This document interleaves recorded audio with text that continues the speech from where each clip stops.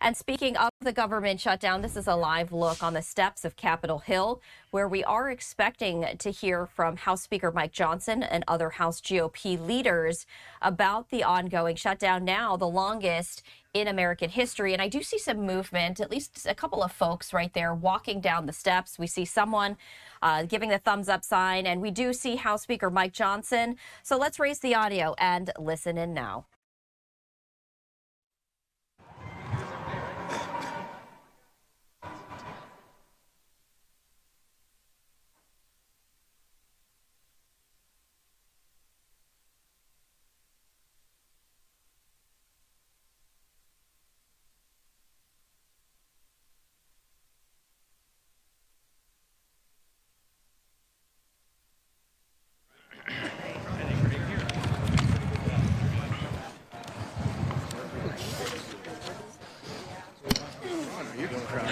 What's that? No, I'm going to do whatever when it's my time. Yeah. Are you talking? Yeah, so you go for it. Good morning, everybody.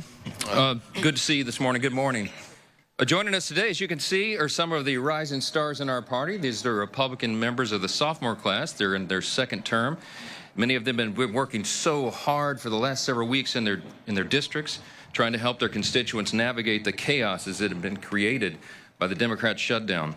We're now on day 36, and it is a sad landmark in our history. This is the longest shutdown of any government in our history. And they've also made history in a number of ways, which we've recounted every day in our daily press conferences. Remember, this is the first time in the history of America that any party has had the audacity to close down the government over a totally clean, nonpartisan continuing resolution. I said yesterday, and I'm being honest, none of us imagined that we would be here at this moment. We couldn't have imagined that Democrats would be willing to force families to go hungry and workers to miss paychecks for 5 weeks on end, 50 days plus, and we never did imagine that they would be willing to use the pain of American families with such reckless disregard. But that is what we are seeing, and it is unconscionable. Despite the 15 opportunities they have now had to reopen the government, they have voted 15 times to keep it closed. That is the number that everyone has to pay attention to. All the Americans who are hurting because of this. They need to understand Republicans have voted 15 times to open your government, and the Democrats have voted 15 times to close it. They voted to deny paychecks to workers, to stop the flow of SNAP funds to hungry families, and all the rest. And still, somehow, they have the audacity to go on national television and gaslight the American people and try to pretend that somehow the Republican Party has some blame in this. It's the most outrageous example of political gaslighting that we have ever seen. And day after day, they have claimed, without any merit at all, this shutdown is somehow about health care. It's a blatant lie, and they know it. They tried to string together two totally unrelated issues: the expiration of the Obamacare COVID subsidies and the basic funding of the federal government. Those are two totally distinct things. Republicans have always been willing to have a conversation about the COVID-era subsidies and how to make Obamacare and health care more affordable. But we will not, and we should not do so as hostages in their political game.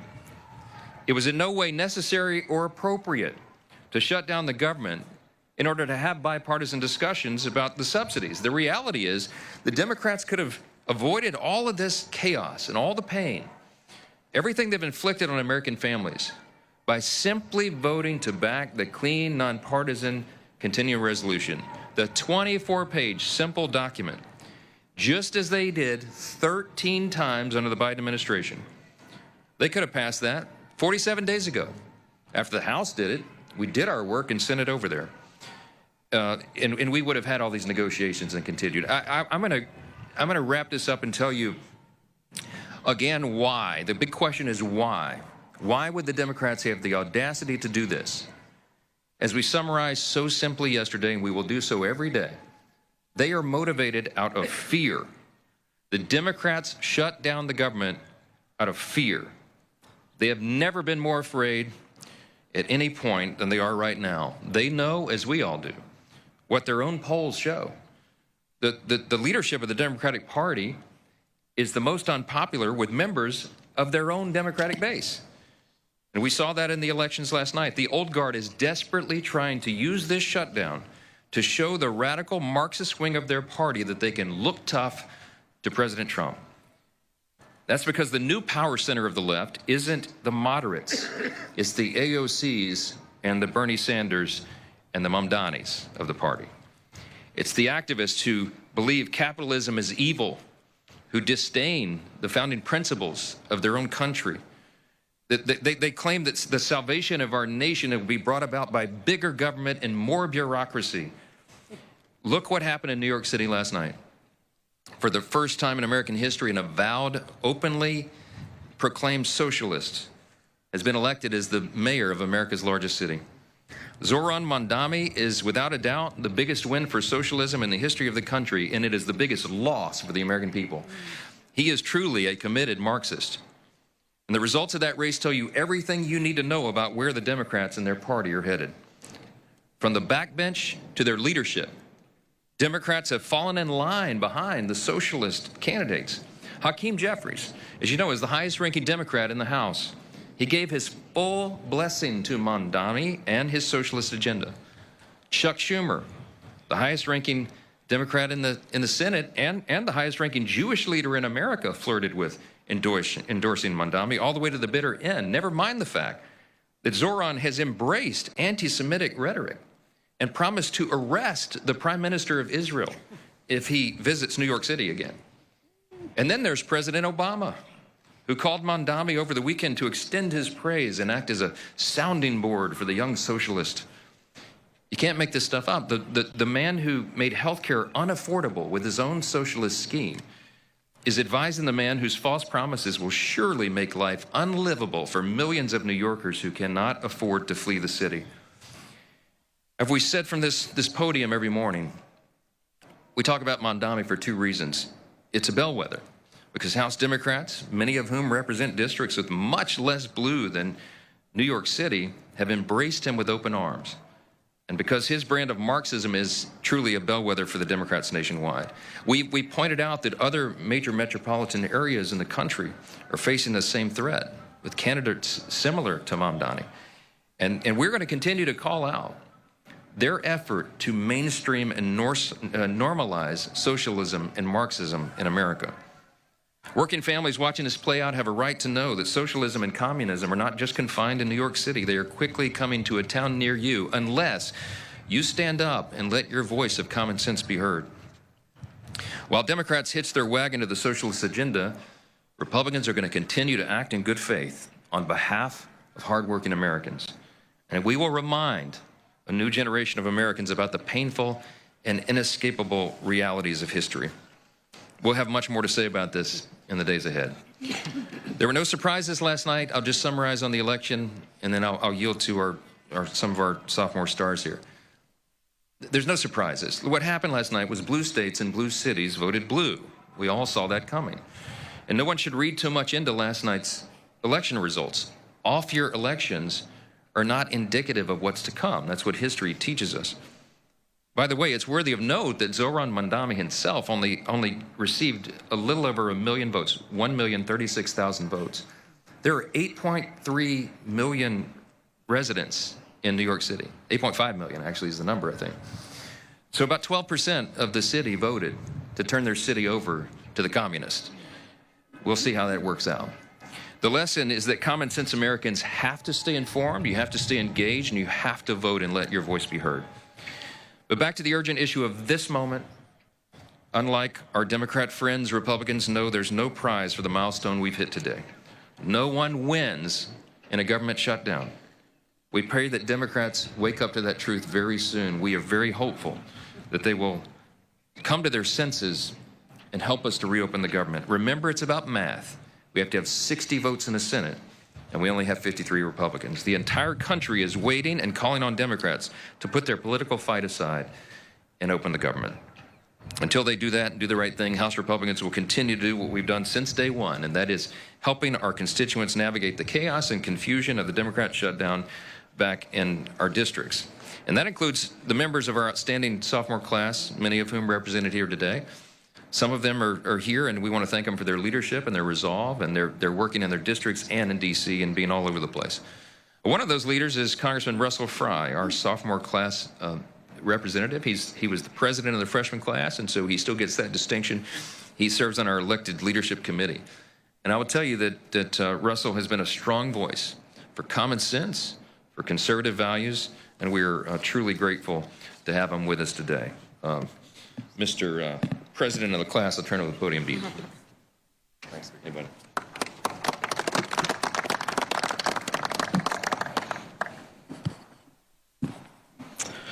In this world, few things are certain other than death, taxes, and Democrats saying one thing and doing another.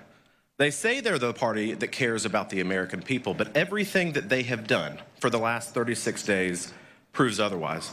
Not only is this the longest shutdown of all time, it's also the dumbest shutdown of all time.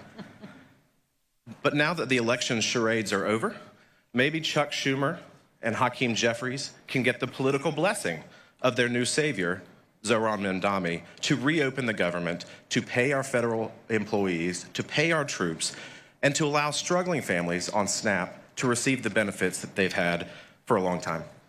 But make no mistake, this is not about governing. This is about gamesmanship to the Democratic Party. But I think, and I have faith, that the American people are smart, that they recognize a lie when it is being told to them. For years, during the Biden administration, we were told that the border was secure by the Democratic Party. The American people were told that the border was secure. It wasn't. For years, we were told by congressional Democrats that President Biden's mental faculties were okay, that he's never been sharper. That was a lie. And now we're told by congressional Democrats yet again that it is a Republican shutdown when we all know that the simple math is that you need 60 votes. So Chuck Schumer, I think it's time to call Zohran Mamdani and make sure that he's okay with reopening the government. They're holding the government hostage at the expense of the American people. I talked to a U.S. Marshal yesterday in the district in South Carolina. He is door dashing food and driving Ubers to pay his mortgage, to pay and feed his kids. I talked to a lady, single mother in Clio, South Carolina, last night. She receives food stamps. She's 100% disabled. She's unable to work. She relies on that assistance. And she is fearful about how she's going to feed her kids. She's traveling all the way into North Carolina to receive charitable contributions of food. That is the result of a Democrat shutdown. I talked to an elderly lady in Myrtle Beach, South Carolina yesterday. She has diabetes, she has shingles, she is unable to work, she is elderly. She needs that $88 to help bridge the gap at the end of the month so that she can eat. And she's fearful of what's going to happen next with this prolonged shutdown. For these people, these benefits are not a luxury, they're a lifeline. And it shouldn't take courage from them to band together and figure out how they're going to feed themselves. It should take leadership from the United States Senate to act and end this political charade. But that's what they want. They've told you from the beginning what this is all about. It's about leverage to them. It's not about the American people. It's not about the TSA agents who are still working, or the FBI or ICE officials. It's not about the military. It's not about the people in Clio, South Carolina, who rely on those SNAP benefits. It's about political leverage for them. And that political nihilism is malpractice for the American people. So these are the voices of South Carolinians, but they really echo, I think, what we all hear in our districts from the people that we represent. Right now, millions of Americans are all struggling because of this Democrat shutdown. And so to answer the question, I think, of what can be done, well, it's quite simple. The Democrats in the Senate need to do their job on behalf of the American people. House Republicans have already passed this. We will continue to put pressure on Senate Democrats to act, because at the end of the day, we care about the American people. We care about their struggles. We are not interested in funding illegal immigrant health care. We're interested in making sure that our troops get paid. So today, I echo what the Speaker has said for 36 days and my colleagues. It's time to reopen the government and end the political gamesmanship. Thank you, Mr. Speaker. Thank Steve. Thank you, Russell. And last night we saw the Democrat Party usher in their new leader. We've been talking about this for weeks, but it was made official. When the city of New York elected Zohran Mamdani, he became the new leader of the Democrat Party. And while the Democrat Party had no problem making the shift to socialism, which they embraced wholeheartedly, led by Hakeem Jeffries and others here, America, mainstream Americans, blue dog Democrats across America have not embraced socialism. America is not a socialist nation. You know, when the Speaker mentioned that, is it any surprise that last night blue states voted blue? We're talking Virginia, New Jersey, New York. By the way, none of those were swing states. You had 7 swing states in the election a year ago today. And by the way, we celebrate that a year ago today, Donald Trump was elected president of the United States. And when he ran on very specific things. Not socialism. 7 out of 7 swing states rejected that form of socialism that has now taken over the Democrat Party. What President Trump and House Republicans ran on was delivering results for American families. We said we would secure the border, and we actually delivered on that in record time. We said we would prevent a tax increase on anybody. Every American, no matter what income level you were at, you were facing a tax increase, in many cases a 30% or larger tax increase. We said we wouldn't do it. The Democrats bragged that they were going to raise your taxes. And the American people decided that, not New York City. The American people a year ago decided they didn't want a tax increase, and we followed through on that by preventing the largest tax increase on American families. Also by delivering no tax on tips, no tax on overtime. For seniors, 85% of whom will not have to pay taxes on their Social Security income when you factor in the deduction. We delivered on that. Every Democrat, by the way, voted no, because Democrats don't want hardworking Americans to keep more of their money. They want socialism. And let's think about those hollow promises that Zohran Mamdani talked about last night. Can anybody wait to see what those free buses are going to look like? I'm sure they're going to be incredibly safe and clean when you ride the free buses. Can anybody wait to see what those government-run grocery stores are going to look like? Shelves unstocked, expired food. I'm sure the friendliness of those employees that are government employees at those grocery stores. That's what socialism does. Socialism always overpromises and underdelivers. But should we be surprised? That's what Democrats up here in Washington have been doing for years. Does anybody remember the Inflation Reduction Act? Yes, that was a Democrat-created product that ushered in record levels of inflation. Where was the inflation reduction? They have no problem lying to the American people. Does anybody remember, by the way, the Affordable Care Act? Yes, that was Democrats only creating current health care law. The law of the land in health care today is Democrat-only created Affordable Care Act. That's anything but affordable. All we've seen is 80% increases in costs for families, record profits for insurance companies, but 80% increases on families. Democrats have never had a problem lying to the American people, overpromising to the American people, and never delivering the goods. And you contrast that with Republicans. Again, a year ago today, we ran on very specific things, and we've already, working with Donald Trump, ushered in a new level of American greatness. And it's not just here in America. We're finally starting to see that leadership around the world that we've been so desperately lacking when President Trump starts getting peace agreements. in Middle Eastern countries, in other places. It's about delivering on promises for the American people. And all we're seeing during this shutdown is Democrats scared to death of the Mandami wing of the party. They've said it. Some of them said it out loud. But they have exercised it in their votes. They voted time and time again to keep the government shut down, knowing they're inflicting suffering and pain on the American people, admitting that they're using that suffering to try to get leverage. They still can't tell you what the leverage is for. Leverage for what?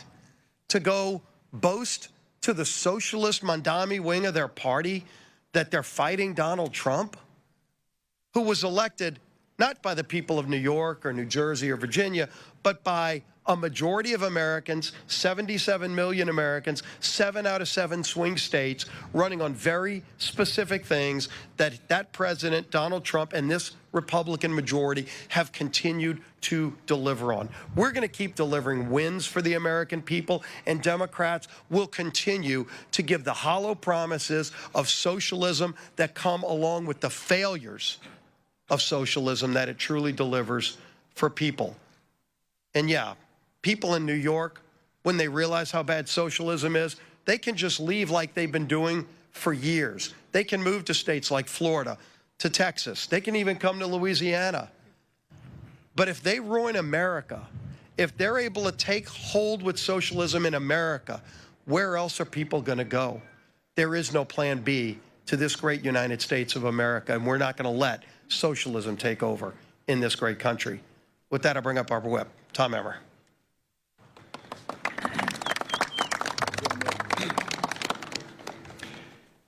Democrats have officially set the record for the longest shutdown, government shutdown in U.S. history. And each day that their needless shutdown drags on, the consequences get more and more severe. Yesterday, Transportation Secretary Sean Duffy said they might be forced to close certain parts of the airspace if the Democrat government shutdown continues into next week. Remember when one Democrat aide remarked that the party will not concede short of planes falling out of the sky? They weren't kidding. They are prepared to prolong the pain that they've inflicted on the American people because, as Chuck Schumer said, every day the government is shut down gets better for us. And as Catherine Clark and Chris Coons said, government shutdowns are one of the few leverage times they have. But while the Democrats have been busy playing politics with people's lives, President Trump has been hard at work delivering on the mandate 77 million Americans gave him 1 year ago today. In just 10 months, President Trump has delivered the largest middle tax cut in history. He brought illegal border crossings down to record lows after 4 years of the Biden border crisis. He ended 8 wars and made America respected again on the world stage.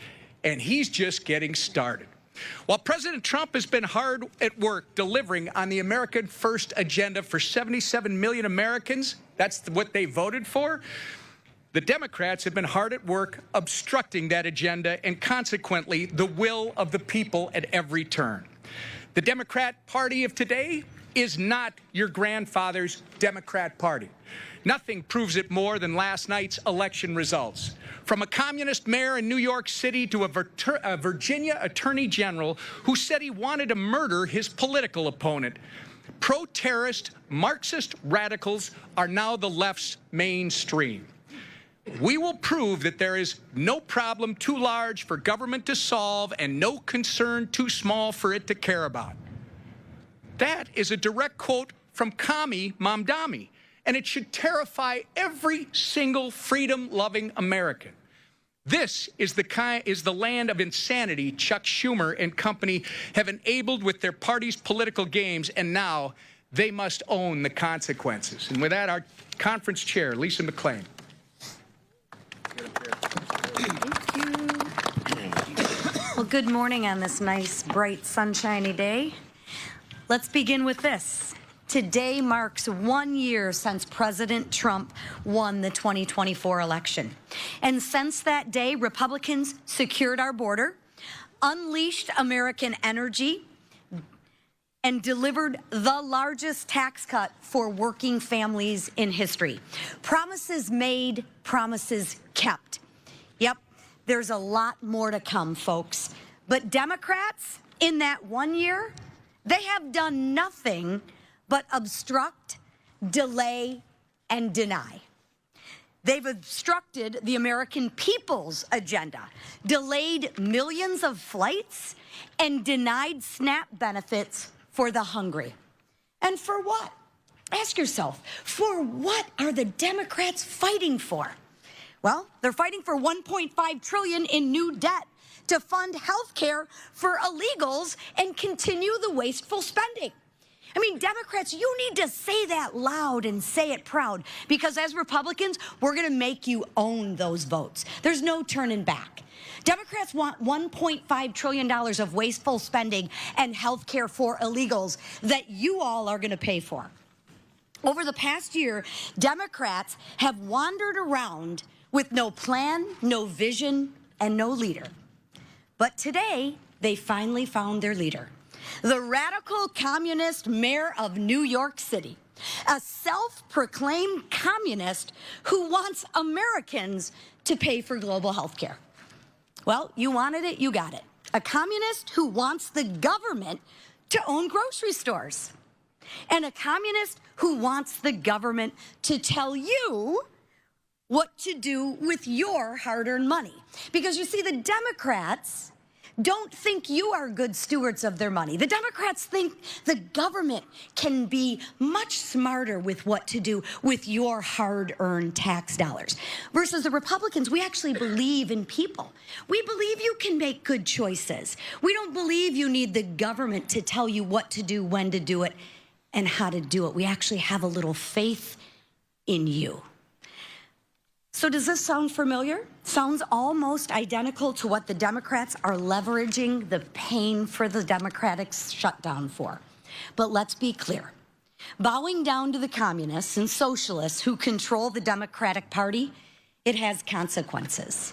Whether you're one of the 3.2 million travelers stranded or canceled with flights, or the consequence of a family on food assistance wondering how they're going to get by. That's some of the consequences that the Democrats are okay using you to leverage for. Or a federal law enforcement officer going without pay while protecting our communities. But that's okay, because the Democrats think all law enforcement agents should probably just be defunded anyway, except when there's a problem in Detroit. And then all of a sudden, we're very thankful that the FBI and law enforcement came in to protect us. Bowing down to the radical demands of radical socialists is causing real Americans to suffer. Consequences for the safety of Americans, consequences for our economy, and consequences for your hard-earned money. And consequences gravely for our country. So Democrats, it is time to stop ignoring the consequences. It's time to stop bowing down. It's time to reopen the government, end the demands, end the shutdown, and let's get back to putting hard-working Americans first. Thank you. Thank you. Okay, questions? Yes, go ahead. I've called on somebody else. Go ahead. Thank you. We're having a press conference. Thank you. Go ahead. Yes, ma'am. And you should respect free speech. What's the question? What's the question? What's the question? I can't hear you because we have someone who doesn't respect the rights of their colleagues over here. I'd love to talk with you. Wait. I'd love to talk with you. Come to my office, okay? You have an obligation. Yeah. Yes. Yeah. Okay, let's talk about it. I've been doing that. We did that before the shutdown began. We went to the White House. We went and sat in front of the Resolute desk. We brought Leader Jeffries and Leader Schumer in, and we had a discussion. The president said, please don't shut the government down. It would cause all this pain to the American people.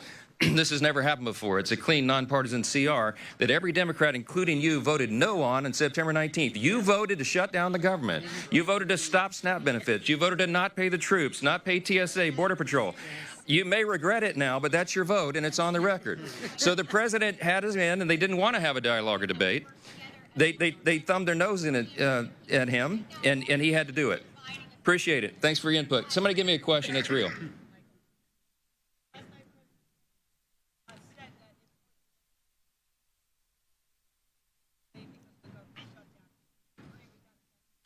Well, he and I talked about it early this morning. We woke up very early, and we talked about the outcome, and I reminded him that, as we know from history, those of us who watch these things very closely and always do, that an off-year election is not indicative of what happens next. I mean, look at Virginia, for example.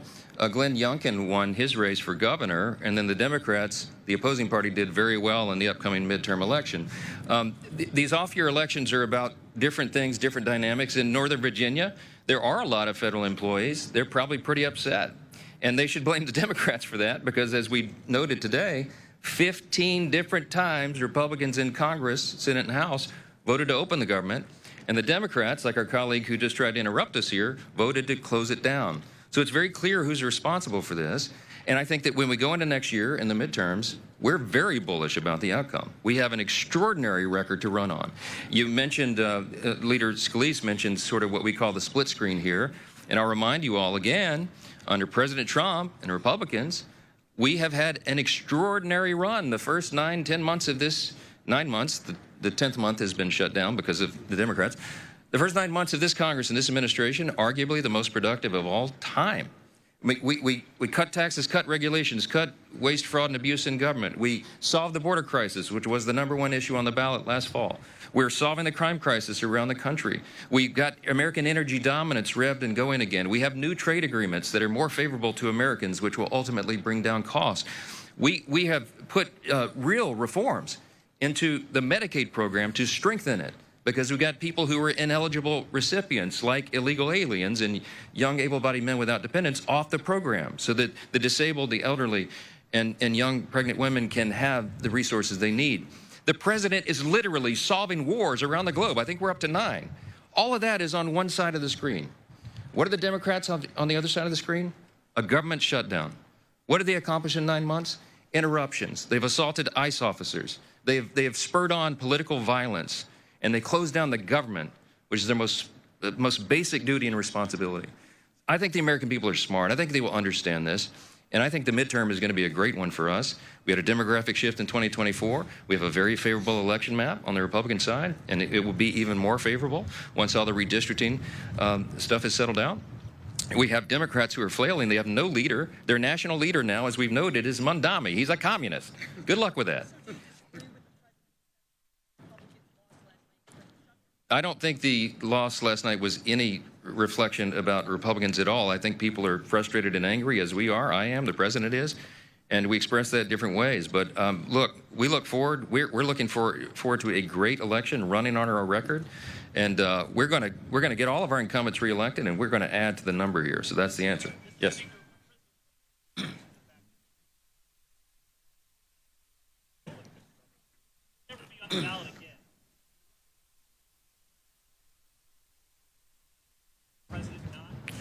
No, look, the question is, President Trump wasn't on the ballot. He's right about that. He and I spoke about that again, but I told him this morning what we've talked about many times and what I've said here before. The president is on the ballot in 2026. President Trump is on the ballot next fall. Because if we lose the majority, if the Republicans, the common sense people here who are doing the job for the American people, if we lose the majority in the House and this radical element of the Democrat Party were able to take over, we've already seen that movie. They will try to end the Trump administration. He won't have 4 years, he'll have only 2, because they will move to impeach him probably on the first day of the new Congress in January 2027, and they will try to systematically unwind all the important reforms that we've done for the American people, to lower costs, to have a better quality of living, on health care, to increase access and quality of care. We are the party that is doing that, and the president needs 4 years to complete his agenda, not just 2. So he is in a very real sense on the ballot. He's fiercely committed to us winning. He is going to help. He's offered to do rallies and the teletown halls and all the things. He's sent out a huge round of endorsements of incumbents, Republican incumbents, just over the last few days. He is very much engaged, very dialed in, and he understands the stakes. President Trump is on the ballot in 2026, and we're looking forward to that contest. Yes, sir.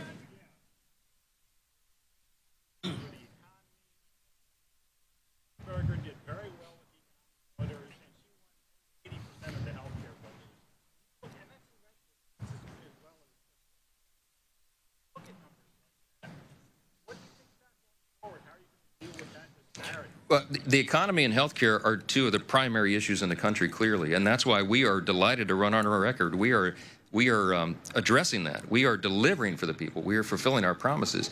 President Trump got more votes, by the way, in Virginia and New Jersey than either of the two governor candidates, the Democrats there. And one of the things that we ran on was improving these. We passed the American Families Tax Cut, the big, beautiful bill, and got it signed into law on July 4th. Many of those provisions will be coming into play now. It was filled with pro-growth policies. The people standing behind me all worked individually and collectively very hard on that legislation. And the American people are going to feel the positive effects of that before they vote next fall. We did it early enough so that the economic effects could be felt. And you're going to see costs go down and quality of life improve. Our policies lead to that. Socialism does not. Socialism does not lower costs. It doesn't lead to lower cost. It leads to human misery. It leads to the decay of society. It has happened everywhere. When the socialists, Mondami, and the Democrats here, Leader Jeffries apparently is a socialist now. He endorsed Mondami. He owns the results there.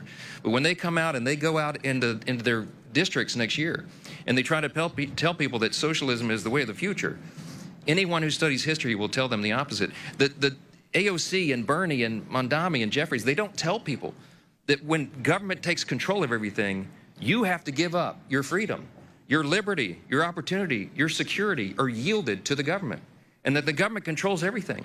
You don't have choices anymore. You don't have incentive. You don't have human dignity, because we represent and we respect the individual inherent value of every single person. We don't judge anybody by the color of their skin or what zip code they live in or whatever. We are all Americans. The socialists and the Marxists divide us into camps, and they value you not as an individual, but on the merits of the group that you are collected into. And they will take away everything from you as they promise to give you everything. It's a lie. It has led to the murder of tens of millions of innocent people in the 20th century alone. That is not who we are in America. And we are proud to go out and run on our record and on those truths of the founding principles of the country, because that's what's going to save us. Olivia.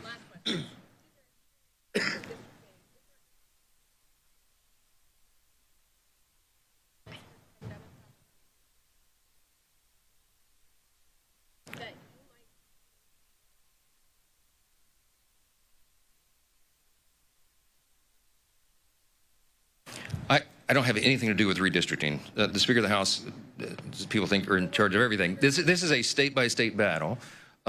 We do believe at the end of the day that we will net more seats for the Republican Party than the Democrat Party. I mean, everybody, that's the analysis. I'll make a comment about the tragedy in California last night. What California did is very, very different, as you all know, by comparison to what a state like Texas did. Texas was following the federal and state constitution, following their state law in redistricting. California was not. They had to trample over their own state law, over their own independent redistricting commission that they had all put into place. It was a desperation, a sign of desperation on the Democrat Party. It was a game to try to rig the election, as if you could gerrymander California anymore. They managed to do it. I mean, there's like 53 representatives from California. We had 9. They want us to have 3. I mean, it's just a blatant example of Gavin Newsom's immoral leadership and the fact that they will do anything to try to rig the system to win. They know that they cannot win on their policies. They know that they don't have a national leader other than the Marxists now to try to set the tone and guide the course. And so they're going to try to rig the game. We're going to win that anyway. We're bullish. We're gonna fight like warrior poets in California, and we're gonna make sure that our Republicans get reelected. And we're gonna do that all around the country, and we're gonna continue to move forward, pursuing the America First agenda, delivering on our promises, and making this country great again. That's what we're committed to, and we'll continue to do it. Thank you. All right.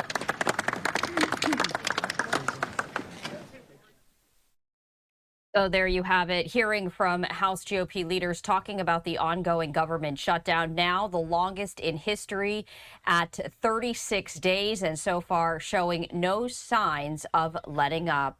I did want to just pop this up in full as we were hearing from Republicans. We were also hearing questions about last night's election results, and House Speaker Mike Johnson said these results have no indication as to how the midterms next year will play out. But some very strong language there from House Speaker Mike Johnson, as well as other Republican leaders calling for the Democrats to end the government shutdown. We are going to step away for a brief moment. Much more